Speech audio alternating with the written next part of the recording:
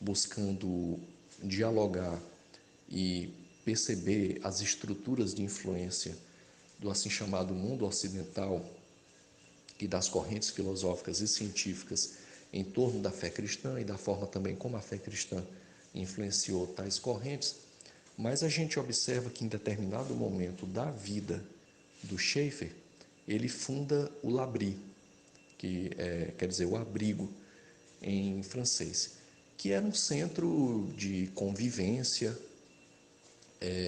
um centro sobretudo de estudos, sobremodo de estudos culturais, mas sobremodo um centro de convivência e oração. E aí tem toda a influência lá da esposa dele, Edith Schaeffer, que muitos relatam que era uma pessoa muito hospitaleira, quer dizer, ela era meio que a alma lá do L'Abri e era um centro de convivência. Ela acolhia pessoas e ali faziam-se estudos, orações. E é esse o ponto. O cristianismo ele não pode ficar só meramente na dimensão intelectual. Quando perguntam a Cristo qual é o maior mandamento, nosso Senhor diz que amar a Deus sobre todas as coisas, com todas as suas forças. Mas ele também diz que, semelhantemente a isto, é amar o próximo. Então não existe cristianismo sem amor ao próximo. Como dito posteriormente por Cristo, amai-vos. Amai-vos uns aos outros como eu vos amei. E aqui perceba-se que o padrão de amor não é qualquer amor, mas é o amor com o qual Cristo nos amou. Amai-vos como eu, Cristo, vos amei. Pois muito bem. E é nesse sentido que eu citei aqui o Francis Schaeffer para mostrar que é necessário que não se fique só no âmbito intelectivo, só no âmbito cerebral, só no âmbito teórico, mas é preciso ir à prática, porque é na prática que propriamente tudo se fecha, que tudo ganha um sentido. E aí essa prática não é mais teórica, embora a dimensão teórica seja importante. Como é que houve essa dimensão teórica, como houve essa dimensão prática na vida de Agostinho? Essa dimensão prática, ela ocorreu no momento em que o povo o aclamou, porque ele dá a entender que ele mesmo não queria. Até porque o Agostinho tinha muito aquele contexto de se isolar para ter o chamado ócio filosófico, aquele tempo livre para poder se dedicar a escrever. E foi nesse ócio filosófico, principalmente em Cassicíaco, que ele escreveu boa quantidade dos livros dele, né? Os assim chamados livros filosóficos, os diálogos filosóficos. Mas em determinado momento, aprove que Deus quisesse que Agostinho se tornasse bispo e tornasse-se então um pastor de almas. E aí ele vem a ter o seu rebanho para pastorear. E é nesse momento em que o povo aclama Agostinho e o indica como aquele que deveria ser o novo bispo. E aí nesse momento os escritos de Agostinho se modificam, mas eles sofrem uma nova transformação e justamente porque ele passa a ter uma dimensão prática enquanto pastor de almas.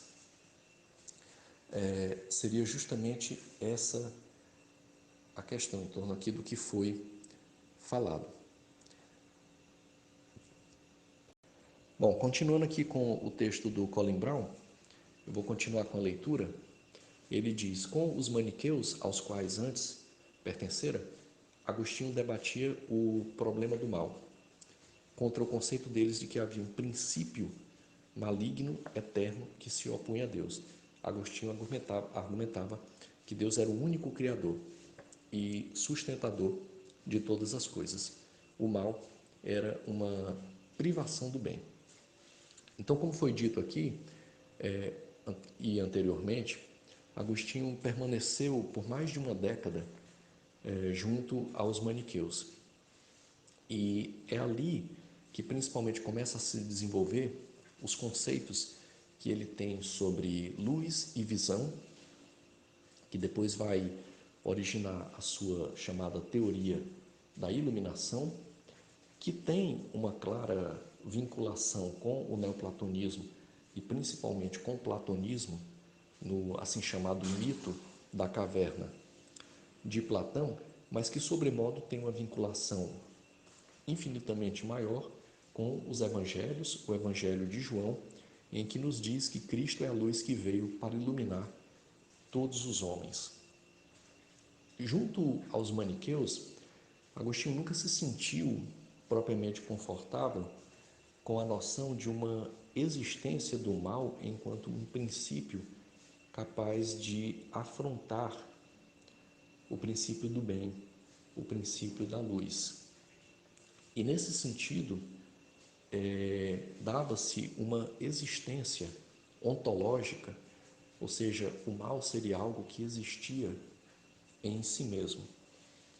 Mas isso ia contra a própria noção de soberania de Deus.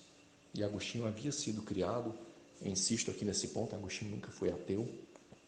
Agostinho veio de uma família cristã, ele podia não professar em sua prática, mas pelo menos teoricamente ele conhecia, e isso é importante para avaliar essa questão. Agostinho sabia que Deus era eterno e que era o Criador de todas as coisas. Então vinha a ele essa questão de: teria Deus criado o mal? Mas como Deus pode criar o mal se ele é sumamente bom? E essa reflexão em torno principalmente da questão do mal, e de uma forma um pouco secundária a questão da materialização da luz e do que podemos dizer então da própria materialização do que é espiritual, é que levaram a profundas reflexões em Agostinho.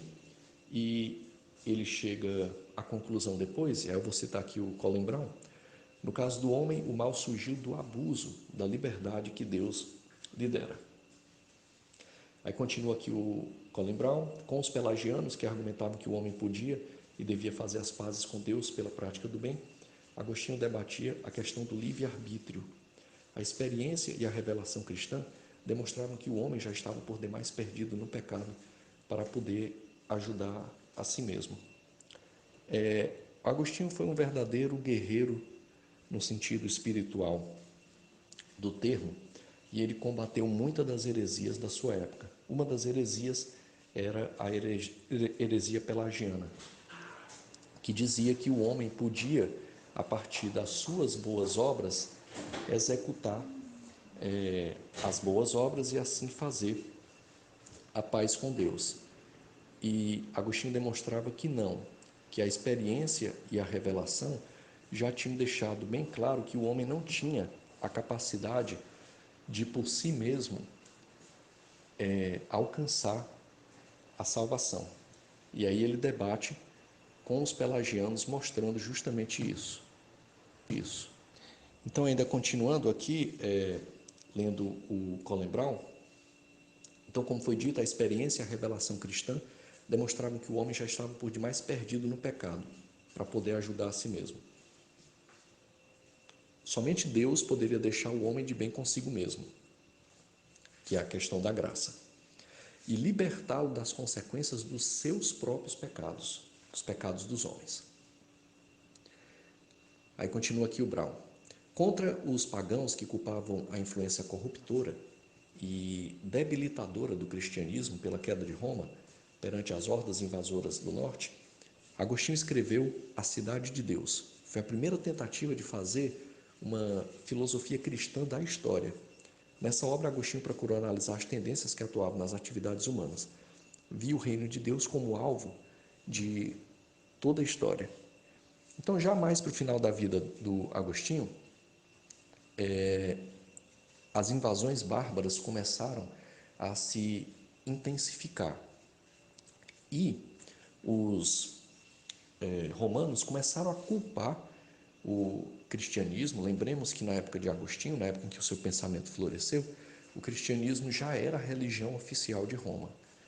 e os romanos começaram a criticar o cristianismo por conta das perdas ocorridas em termos dessas invasões bárbaras. Talvez muitas das críticas feitas tenham sido no sentido de que a noção de caridade e a noção do amor ao próximo debilitavam a fúria que antigamente havia em torno das tropas militares romanas e que ocasionaram a fama histórica da civilização romana que conquistou boa parte do mundo conhecido de então. E aí o Agostinho escreve a Cidade de Deus justamente para fazer uma defesa da fé cristã. E ele acaba fazendo, então, uma filosofia da história cristã, como o Colin Brown falou, aonde a história principiaria pela queda. O momento em que a história começaria na humanidade seria a partir da queda, porque a partir da queda tem-se então a emergência da morte, ou seja, há um começo e há um fim. E a queda seria responsável por uma debilidade estrutural no ser humano. Quer dizer, tanto a vontade, a dimensão dos desejos, dos quereres, das volições do homem seria afetada, quanto também, para o Agostinho, o intelecto do homem também seria completamente afetado, caindo numa dimensão em que nós podemos dizer, muito próximo aqui ao que os calvinistas dizem, em uma depravação total do homem. O homem torna-se então totalmente depravado em termos dos seus desejos, em termos do seu intelecto. E, nesse sentido, a história se funda então como história permeada pelo pecado, mas que, pela graça, tem a sua restauração em Cristo Jesus a Deus, que, pela fé em Cristo, se reorganizam as comunidades cristãs terrenas, digamos assim, na chamada cidade dos homens, e essa cidade dos homens, a partir do cristianismo, se volta em termos tanto teóricos quanto práticos, principalmente pela prática da caridade, a um alvo final, que é a cidade de Deus, aonde viveremos em estado de bem-aventurança com o Senhor, estado eterno.